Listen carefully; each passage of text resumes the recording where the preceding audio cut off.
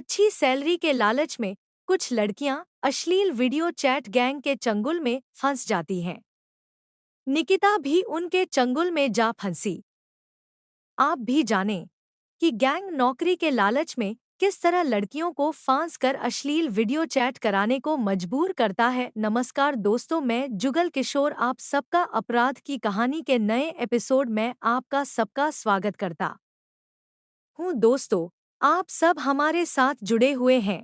Channel को subscribe करें और लाइक करें और कमेंट करें। आपके सहयोग से मुझे हिम्मत मिलती है। कहानी अच्छी लगे तो अपने दोस्तों के साथ शेयर जरूर करें। चले आज की कहानी शुरू करते हैं। राघव चड्ढा ने धड़कते दिल से अपने मोबाइल का वीडियो कॉल ऑन किया तो वह अपनी जगह से उछल पड़ा, क्योंकि उसके मोबाइल पर जो लड़की नजर आई वह 22 से 23 साल की खूबसूरत नवयौवना थी। उसका एक एक अंग कसा हुआ और कमनीय था। रंग दूध में केसर मिले जैसा हल्का सा गुलाबी, काले बालों की लंबी चोटी जो इस वक्त उसके उभरे सीने पर नागिन सी बलखाती प्रतीत हो रही थी। पतले रसीले होंठ, लंबी नाक और हिरनी सी चंचल आंखें। वह सचमुच अप्सरा जैसी ही लग रही थी। उसके जिस्म पर रंगीन बेलबूटों वाली मिनी शर्ट और आसमानी रंग की जीन्स थी। राघव चड्ढा इस वक्त केवल टॉवेल लपेटे हुए था। शर्मा कर वह शर्ट पहनने दौड़ा तो अप्सरा खिलखिला कर हंस पड़ी। रहने दो राघव, तुम्हारा नंगा बदन देखने में मुझे मजा आ रहा है। शर्ट पहनने की कोशिश करोगे तो सारा मजा ही खराब हो जाएगा। राघव के पांव वहीं ठिठक गए। वह झेंप कर बोला, मैं नहा कर आया था, ध्यान ही नहीं रहा कि मैंने अपनी शर्ट और पायजामा नहीं पहना है। कोई बात नहीं, अप्सरा मुस्कराई। देखो, तुम्हारा टाइम निकल रहा है। तुमने 1 घंटे के लिए मुझे 1000 रुपए दिए हैं। हाँ। राघव ने सिर हिलाया और अप्सरा की खूबसूरत फिगर देखते हुए गहरी सांस भरी। तुम वाकई हसीन हो अप्सरा। तुम्हें देखकर दिल को सुकून पहुंच गया। मैं तुम्हारे दिल को गुदगुदाना चाहती हूँ राघव। मैं और मेरी यह जवानी एकदम अछूती है। इसे आज तक किसी पुरुष ने छुआ तक नहीं है। तुम्हें मैं अपनी उफनती जवानी का नशीला डोज पिलाने को तैयार हूँ। इसकी कीमत दे सकोगे? राघव ने पूरे जोश में कहा, क्या लोगी? हुक्म करो अप्सरा। तुम्हारी इस अछूती कातिल जवानी का जाम पीने के लिए मैं खुद को कुर्बान कर सकता हूँ। मैं एक बार की बैठक के 5000 लूंगी।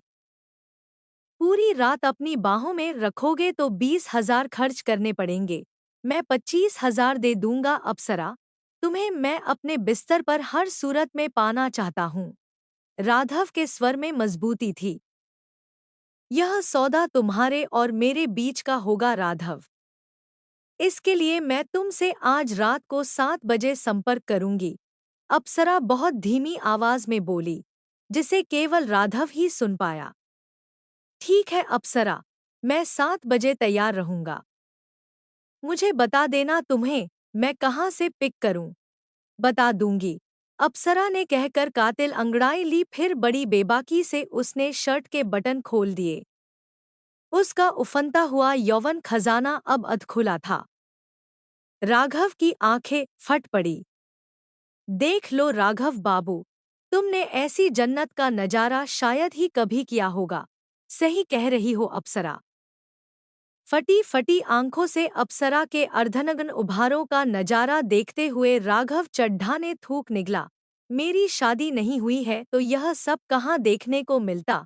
कुछ और देखोगे? नहीं। राघव जल्दी से बोला, अगर शरीर के सारे भेद पहले ही खोल दोगी तो उन लम्हों का सारा मजा किरकिरा हो जाएगा जो मैं अपने पलंग पर देखना चाहता हूँ। तुम्हारे जिस्म को मैं बेपर्दा करूं, यह मेरी तमन्ना है। ओके, अप्सरा ने कहने के बाद अपनी शर्ट के बटन लगा लिए। तो मैं शेष बचे तुम्हारे 15 मिनट का आनंद बातों से ही चुका देती हूँ। मेरी रस भरी बातें भी तुम्हें पूरा मजा देंगी राघव बाबू। मुझे तुम्हारे रस भरे यौवन को देखकर ही मजा आ रहा है अप्सरा। अब शेष रात के लिए छोड़ो, कुछ अपने विषय में बताओ। कहाँ पर रहती हो तुम? गाजियाबाद की ही हूँ, राघव। अप्सरा फिर धीरे से फुसफुसाई। यह सब पूछताछ मेरी जॉब में शामिल नहीं है। तुम रोमांटिक बातें करो। जॉब? राघव चौंका। क्या तुम पुरुष का दिल बहलाने की जॉब करती हो? हाँ, अप्सरा ने धीरे से कहा। मेरा मालिक सामने बैठा है, लेकिन इतनी दूर है जहां मेरी धीमी आवाज नहीं पहुंच पाएगी। राघव चड्ढा गाजियाबाद की एक प्राइवेट कंपनी में सेल्समैन का काम करता था। संडे या छुट्टी वाले दिन वह देर तक सोता था। उसकी अभी शादी नहीं हुई थी। मम्मी पापा अलीगढ़ में रहते थे, अतः उसे यहाँ कोई डिस्टर्ब करने वाला भी नहीं था।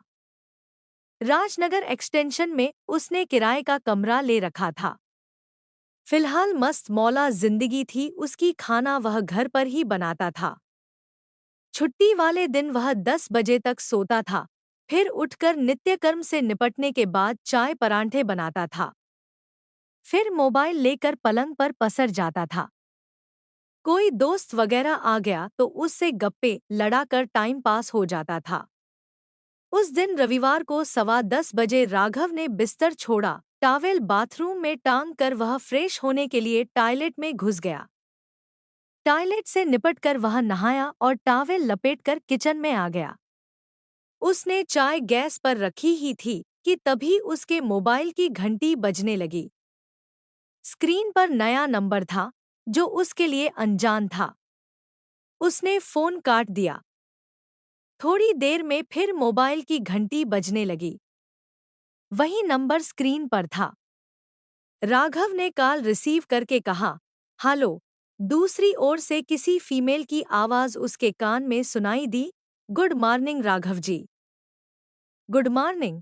हैरत में डूबे राघव ने जल्दी से कहा, मैंने आपको पहचाना नहीं। आप कौन हैं? मैं आपके पहचान की नहीं हूँ मिस्टर राघव जी, लेकिन क्या अनजान लोगों से आप बात नहीं करते हैं? स्वर में जैसे मिश्री घोल रखी हो उस युवती ने राघव चड्ढा के दिल के तार झंझना उठे। वह हड़बड़ा कर बोला, बात अनजान व्यक्ति से भी की जा सकती है, लेकिन नाम मालूम हो जाता तो अच्छा रहता। मेरा नाम अप्सरा है। अपने एक एक शब्द में शहद घोलते हुए दूसरी ओर से युवती ने अपना परिचय दिया। मैं नाम की ही अप्सरा नहीं हूँ। मेरा रूप यौवन इंद्र की अप्सरा को भी मात देने वाला है। राघव उसके रूप यौवन की बात पर सिर से पांव तक रोमांच से भर गया। गैस बंद करके वह पलंग पर आकर बैठ गया। उस युवती की आवाज का जादू उसके सिर चढ़कर बोलने लगा था। उसे लगा यह युवती दिलफेंक है और उससे दोस्ती करना चाहती है। आप खामोश हो गए राघव बाबू। लगता है आपको मेरी बात पर विश्वास नहीं हो रहा है। नहीं, ऐसी बात नहीं है अप्सरा जी। राघव जल्दी से बोला, आप कह रही हैं तो आप होंगी इंद्र की अप्सरा से भी हसीन, जवान। लेकिन मैं यह नहीं समझ पा रहा हूँ कि आप मुझे कैसे जानती हैं।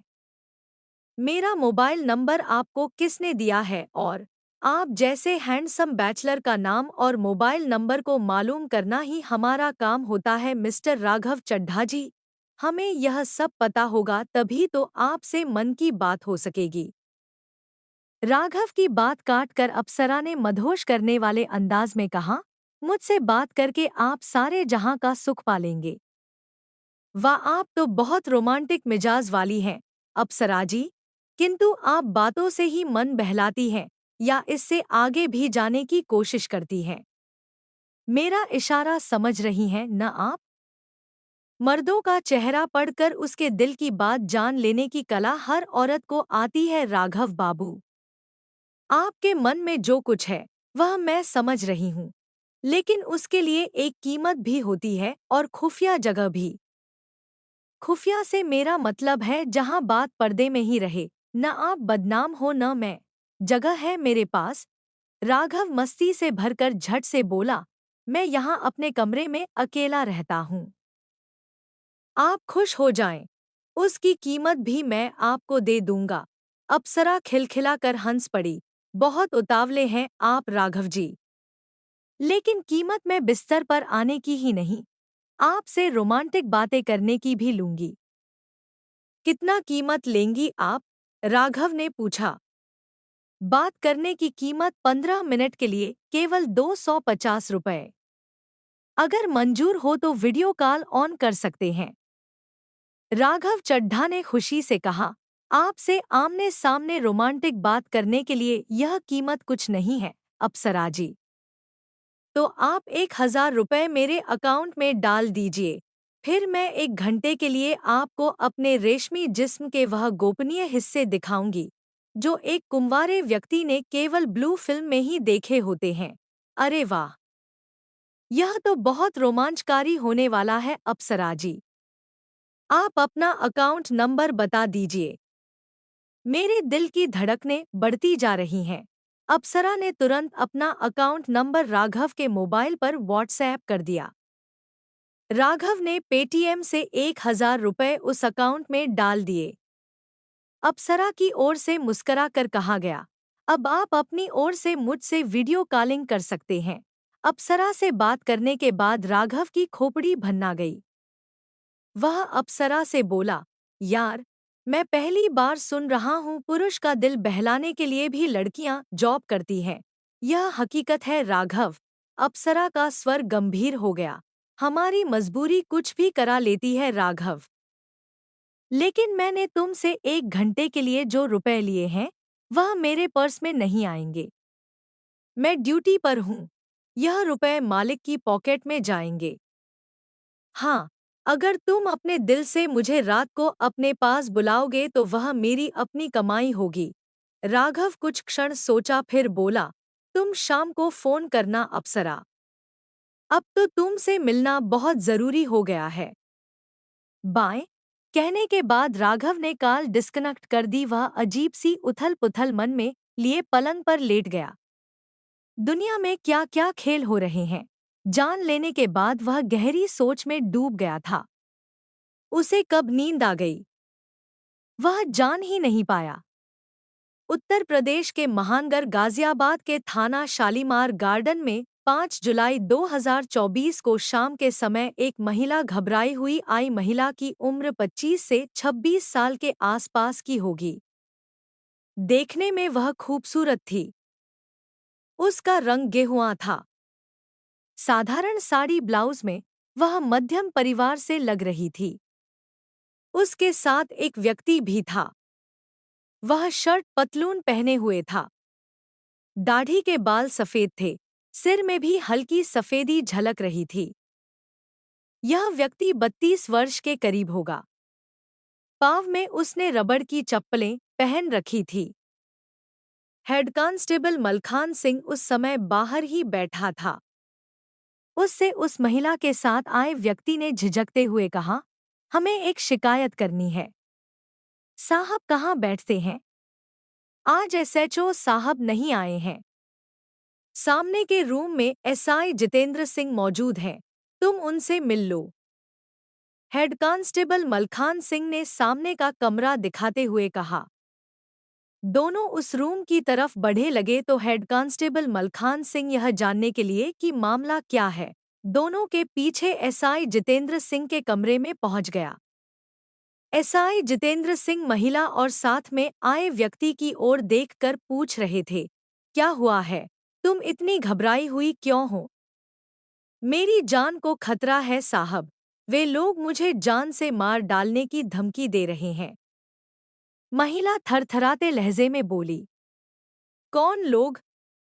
किससे तुम्हारी जान को खतरा है? एसआई सिंह हैरान होकर बोले। वे बहुत खतरनाक लोग हैं साहब। महिला डरी आवाज में बोली। तेजाब से मेरा चेहरा बिगाड़े की धमकी दे रहे हैं। मामला गंभीर लग रहा था। एसआई सिंह ने हेड कांस्टेबल मलखान को आंखों से इशारा किया। मलखान सिंह ने दोनों के करीब आकर कहा, तुम दोनों बेंच पर बैठो। यह पुलिस थाना है, यहाँ डरने की कोई बात नहीं है। बैठो, मैं तुम्हारे लिए पानी लाता हूँ। दोनों बेंच पर बैठ गए। हेड कांस्टेबल दोनों के लिए पानी ले आया। पानी पी लेने के बाद महिला थोड़ा नॉर्मल हुई। क्या नाम है तुम्हारा? एसआई जितेंद्र सिंह ने पूछा। मेरा नाम निकिता है।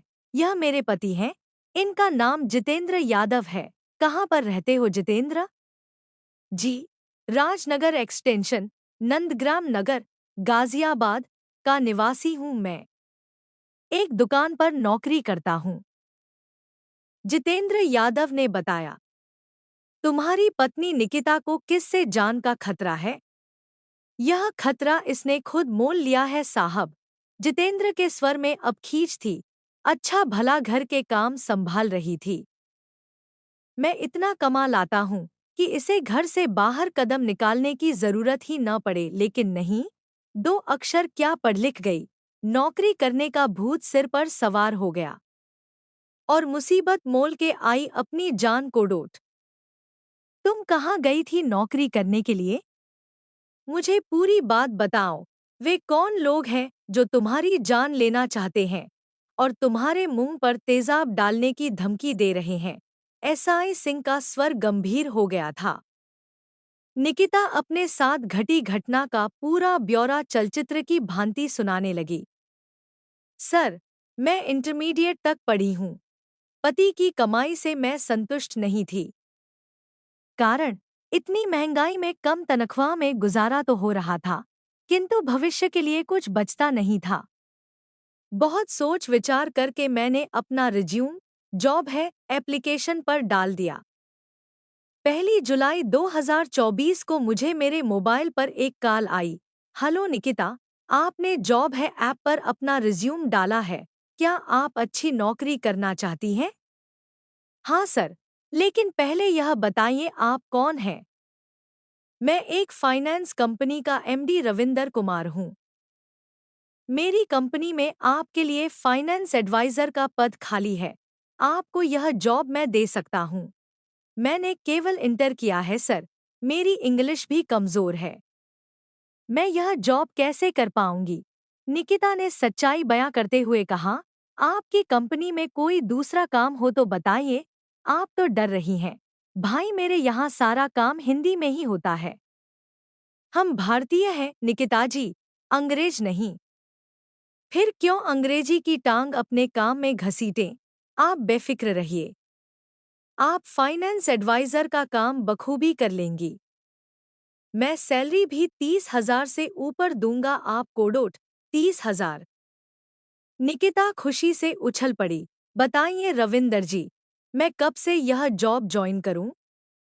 आज 1 जुलाई है। मैं कंपनी के काम से कोलकाता जा रहा हूं।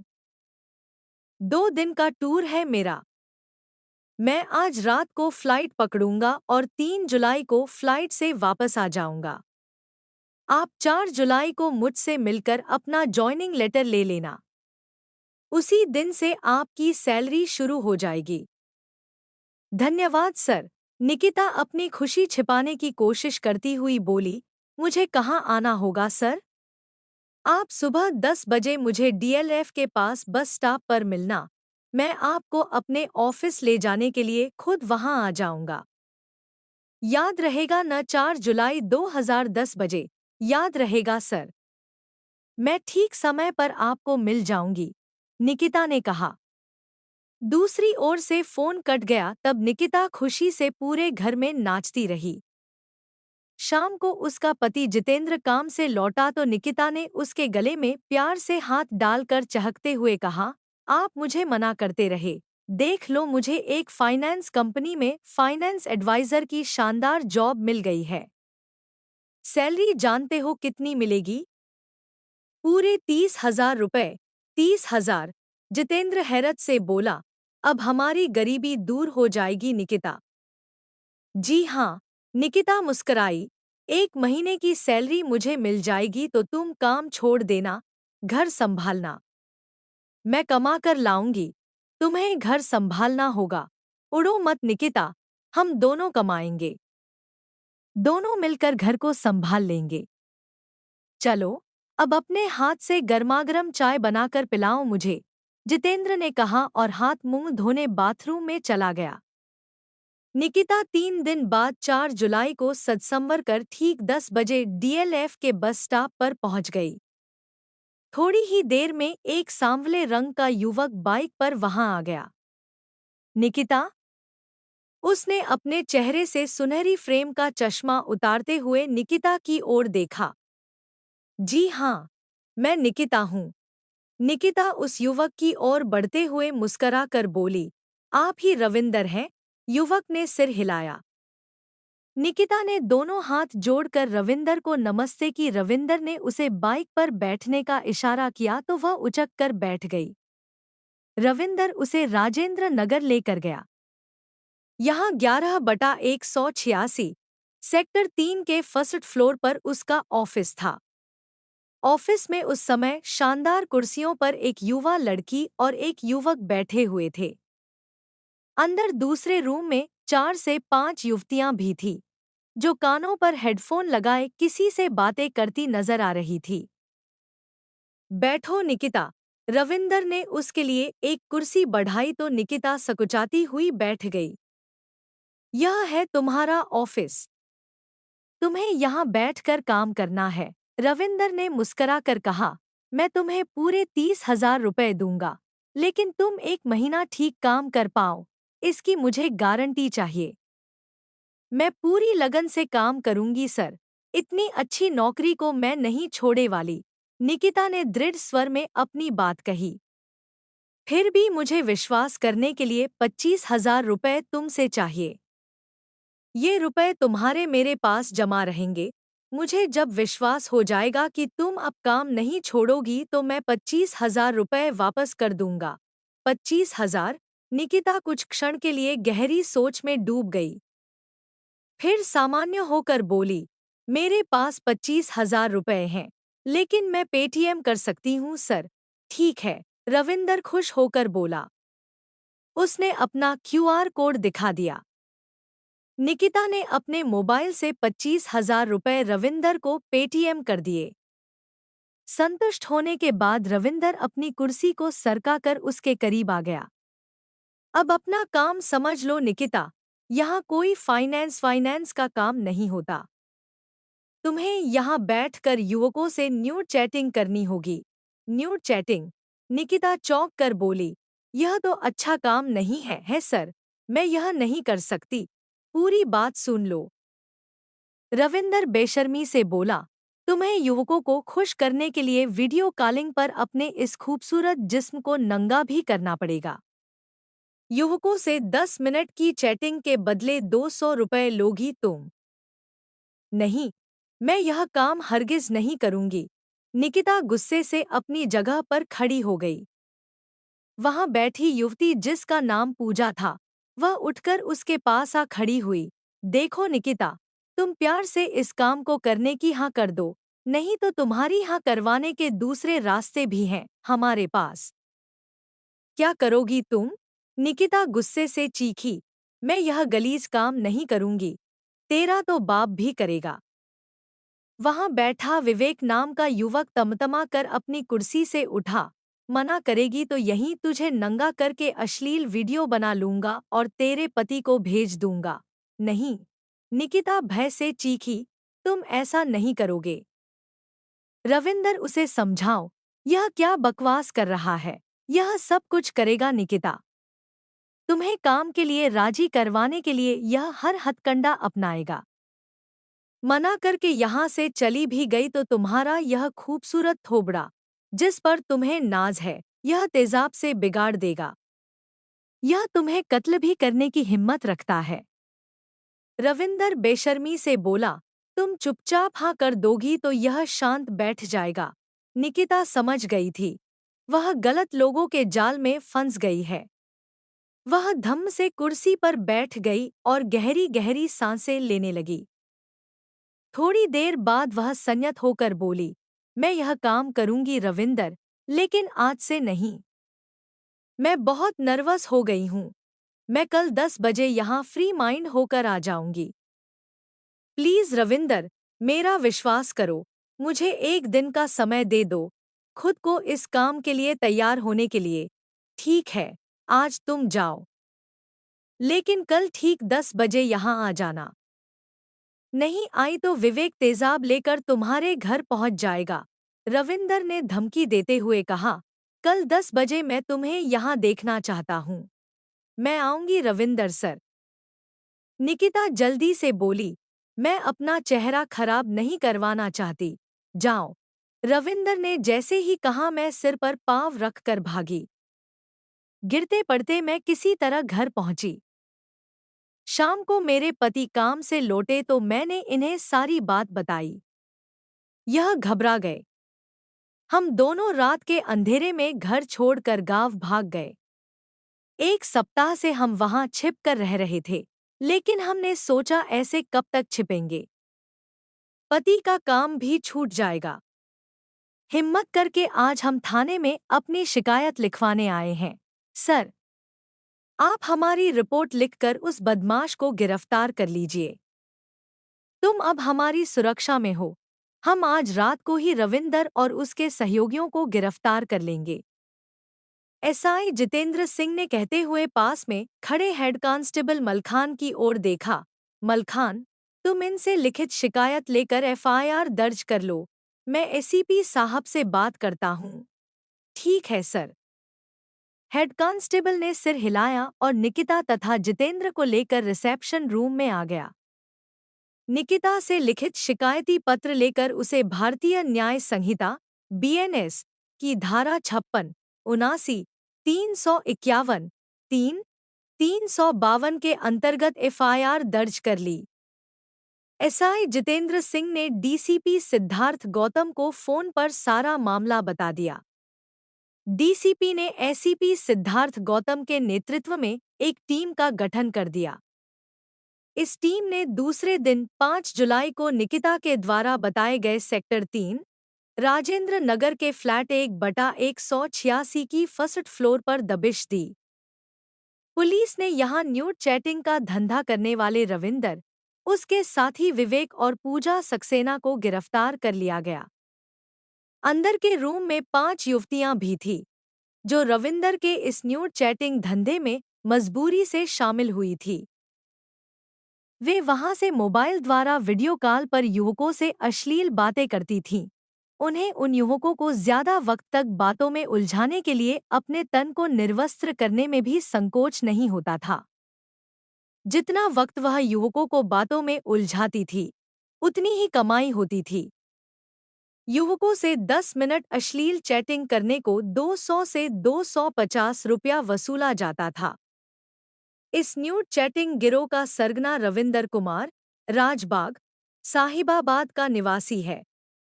अपनी एक महिला मित्र के कहने पर उसने अश्लील न्यूड चैटिंग का काम शुरू किया था।